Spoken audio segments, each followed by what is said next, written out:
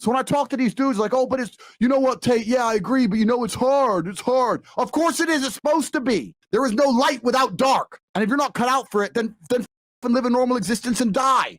That's how the world works. In a video game, you're going to go through trial and tribulation. You're going to struggle to upgrade your character. And the reason you upgrade your character is when you get more stats, you can complete more difficult levels within the game. Life is exactly the same. The levels never end, but as you become better, you stand a better chance of completing them. So as you upgrade your character, you get further and further in the game, but the game never ends. That's the beauty of being a man. All these men are out here complaining that things are difficult. The reason it has value is because it's difficult. If it was easy, everyone would have it and it wouldn't have any value. Plain that it's hard to get a Lambo. The reason having a Lambo is cool is because nobody has a Lambo. The fact that it's difficult, the fact that it's hard to do is the reason it has a value in the first place. Yeah. How are you going to complain that it's hard to be the man, but then also understand that being the man has value? They are linked. You cannot separate the two. It's a logic fail. If you love the fact, if you love the idea of being that character you dream of yourself to be, then you should love the fact it's hard to become that man because it means no one else can do it. This is what I love. I love everything about my life. I know that I've been through to become who I am. And I wouldn't trade a second of it because there's also this massive juxtaposition, which is so important for masculine happiness and contentment. I'll tell you the coolest thing about being rich. The coolest thing about being rich is remember when I was broke. That's all it is. Having money in and of itself really isn't that interesting. No, it's not. You buy the house, you buy the car, you buy the watches, you buy some clothes, blah, blah. It's boring. It's only cool to sit there with my brother in a Nurse restaurant with Salt Bae being an idiot, spending 15 G's and saying, do you remember when we didn't have a penny? 15 grand for dinner? We never had 15 grand in our savings account in our lives. Damn. Do you remember that time we were living off those 10p packs of noodles for 2 weeks? Do you remember? You need this juxtaposition. There is no light without dark. You will not appreciate your six pack unless you didn't have one and you had to earn it. That's how the world works. So when I talk to these dudes like, oh, but it's, you know what, Tate, yeah, I agree, but you know, it's hard. It's hard. Of course it is. It's supposed to be. And if you're not cut out for it, then live a normal existence and die. If that's what you want to do is just sit there and exist and then fade into history unremembered, that's your decision. If you want to level up your character, then you need to get out here and do it. You need to be around brave men. You need to get some balls. You need to get your network together. You need to be paying attention to things like the Fresh and Fit podcast. Listen to the truth. Humble yourself. Stop sitting there with an ego. Realize you ain't. And any single one of you men out here can do the same thing. The world has always been about respect. As a man, you need to be respected. And you're only going to be respected if you do things that people respect. And most of the time, those things are on the other side of fear. The real problem with the world is that there's an epidemic of cowardice. Men are cowards. Yeah. We have an epidemic of cowardice. Everybody is afraid. It's on the other side of fear that you're going to garner the respect of other individuals. You have to do things that they're afraid to do, meaning most likely you are also afraid. I've done a bunch. I was afraid 87 times before I got in the ring and cage. It's scary, right? I lived a scary life. But by going through all of that, I am now respected. You have to learn to face your fear. I'm not saying not be afraid, because that's not brave. If you do something and you're not afraid, you're not brave. You have to be afraid and do it anyway. That's what courage is. So I'm not saying you can be as scared as you want, but you still have to go. This also ties into why you need to curate your reality. I'll give you an example, man. Everybody around me is brave. I don't hang around with cowards. You have to understand that I've curated my reality to the point now where I can only make the bravest decision because everybody I speak to is brave. There's no in my realm. I'm rich enough that everybody I correlate my existence with, everybody I conversate with, is saying do the brave thing. There's literally no realm for being a coward.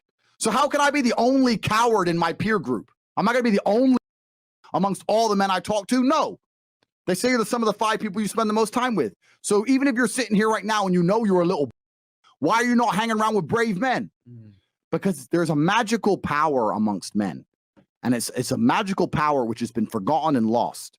When you put enough men in the same room, there's a transference of energy that makes us feel invincible. Because what used to happen evolutionarily is when large groups of men got together, you charged at the enemy.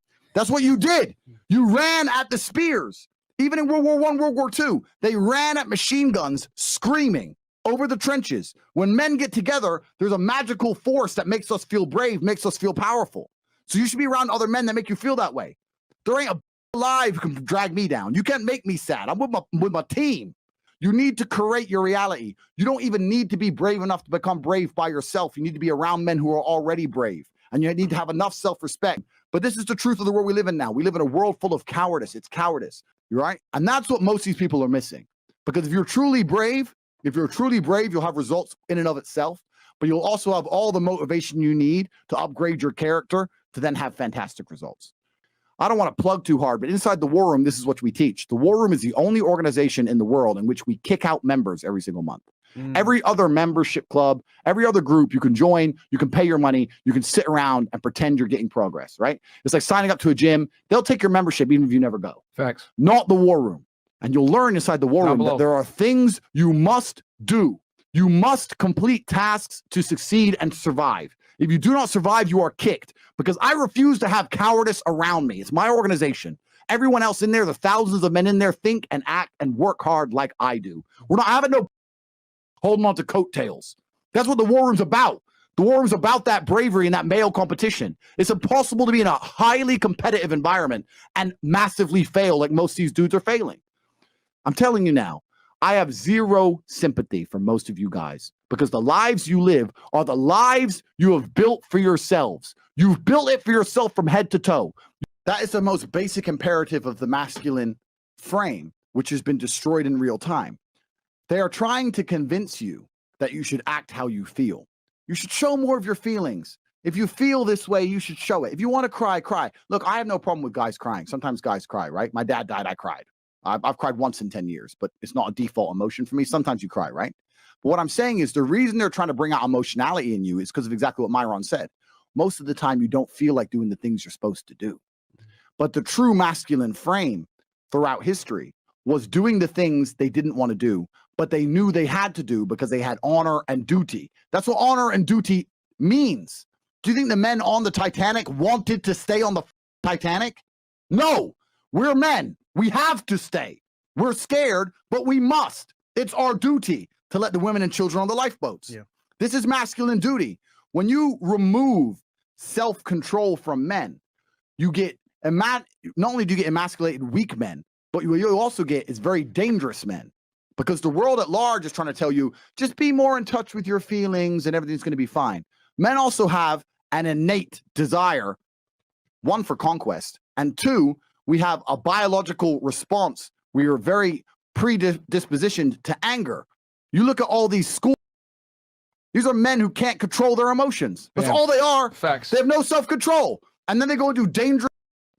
A good man controls himself. Emotional control is absolutely and utterly important as a man. Now, I'm not saying become a stoic dork, have no personality, be a boring. I'm not saying that. I'm saying that you need to understand as a man, there are certain principles under which you act, regardless of how you feel. Bam. I can wake up in a terrible mood. Nice. I can wake up sad. I can ache. I can have a busy day, stressed, etc. I will complete the same tasks as if I woke up in a fantastic mood.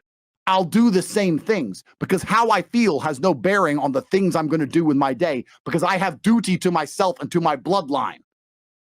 So a lot of you guys out here are acting like fools because you feel like acting like fools.